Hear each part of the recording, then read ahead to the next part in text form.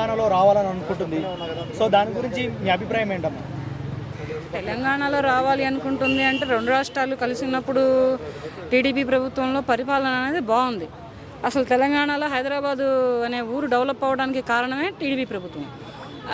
మన senior NT Ramarao గారే కానీ, మన ఆంధ్రప్రదేశ్ ముఖ్యమంత్రి వర్యులైనటువంటి శ్రీ నారా చంద్రబాబు నాయుడు గారే కానీ వీళ్ళు ఉండబట్టే ఇంత డెవలప్ చేయగలిగారు. తర్వాత వచ్చిన తర్వాత 2004 నుంచి చంద్రబాబు నాయుడు గారు చేసిన ఫ్లైఓవర్లన్నీ కట్టించిన ఫ్లైఓవర్లు వేసిన రోడ్లన్నీ రాజశేఖర రెడ్డి గారు ఓపెనింగ్ చేసుకుంటూ వచ్చారు. ఒక 5 ఏళ్ళు 7 ఏళ్ళేమో. తర్వాత ఆయన చనిపోయిన తర్వాత ఇక ఆయన గారు పంతం పెట్టాడు కదా, నా రాష్ట్రమా నా రాజ్యమా అని. కానీ వచ్చిన దగ్గర నుంచి మరి ఆ ప్రభుత్వంలో డబుల్ బెడ్రూమ్ వచ్చిన వాళ్ళు నాకు ఎక్కడా కనపడలేదు. బట్ దాంట్లో నేను కూడా ఒక బాధ్యురాలినే, అంటే నేను కూడా ఒక సభ్యురాలినే, నేను కూడా పెట్టుకున్నాను, నాకేమీ రాలేదు. కానీ మరి ఇప్పుడు ఈ ప్రభుత్వం ఇక్కడ పోటీ చేయడం కోసం ఏమైనా ట్రై చేస్తుందా? అవును, టీడీపీ ప్రభుత్వం అది చేస్తుంది. సో అంటే 2014లో ఇక బీఆర్ఎస్ పార్టీ గెలిచిన తర్వాత నుంచి టీడీపీ అనేది ఇక్కడ పోటీ చేయలేదు. సో ఆఫ్టర్ 10 సంవత్సరాల తర్వాత మళ్ళీ ఇక్కడ పోటీ చేయాలనుకుంటే అంటే ప్రజలు ఆదరిస్తారంటారా?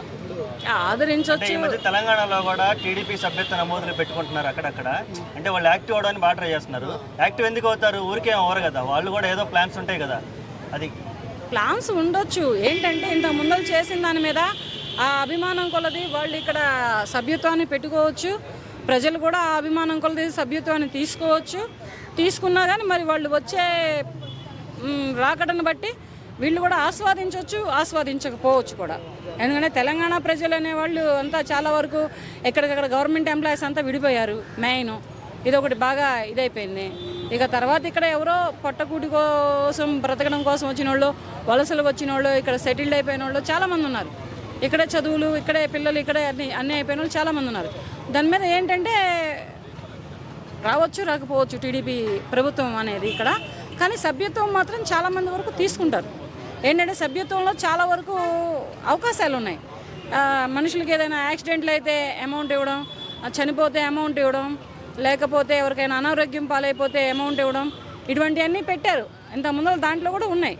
దాని మీద సభ్యత్వం అయితే తప్పకుండా తీసుకోవచ్చు.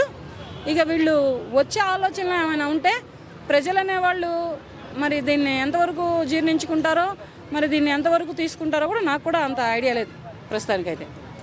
సో మన కేసీఆర్ వచ్చినప్పటి నుంచి ఈ తెలంగాణ అంటే ఏం బాగుపడలేదా? మొన్న మోసింది, దోపిడీ జరిగింది, ఒక రోడ్లు లేవు. ఆ బాచుపల్లిలో మీరు వస్తే నేను చూపిస్తాను ఒకసారి. బాచుపల్లి రోడ్లలో అస్సలు రోడ్లు అనేవి అస్సలు బాగాలేదు. ఎంతమంది ప్రాణాలు నిర్లక్ష్యంగా వెళ్తున్నాయంటే అంతమంది ప్రాణాలు నిర్లక్ష్యంగా వెళ్ళిపోతున్నాయి. అదొకటి. ఇప్పుడు మొన్న నేనేదో ఇట్లాగే ఒక మీడియా వచ్చి ఒక పాప చనిపోయింది, దీక్షిత అనే పాప, లాస్ట్ ఇయర్ 1.5 year క్రితం. ఆ పాప చనిపోతే నేను మాట్లాడినందుకు సగం రోడ్డు వేసారు, సగం రోడ్డు ఆపేసారు. మళ్ళీ ఆ రోడ్డు కూడా అస్తవ్యస్తంగా అతలాకుతలంగా ఉంది ఆయన ప్రభుత్వంలో ఉన్నప్పుడు.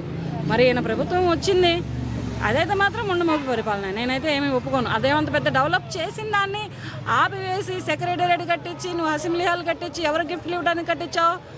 రేవంత్ రెడ్డి గారికి గిఫ్ట్లు ఇవ్వడానికి కట్టించారా మీరు? ప్రజలని మోసం చేసి మభ్యపెట్టి ఏం చేశారు? ఇప్పుడు శుభ్రంగా చేయిస్తానన్న డబుల్ బెడ్రూమ్లో కట్టించి ఇవ్వచ్చు కదా.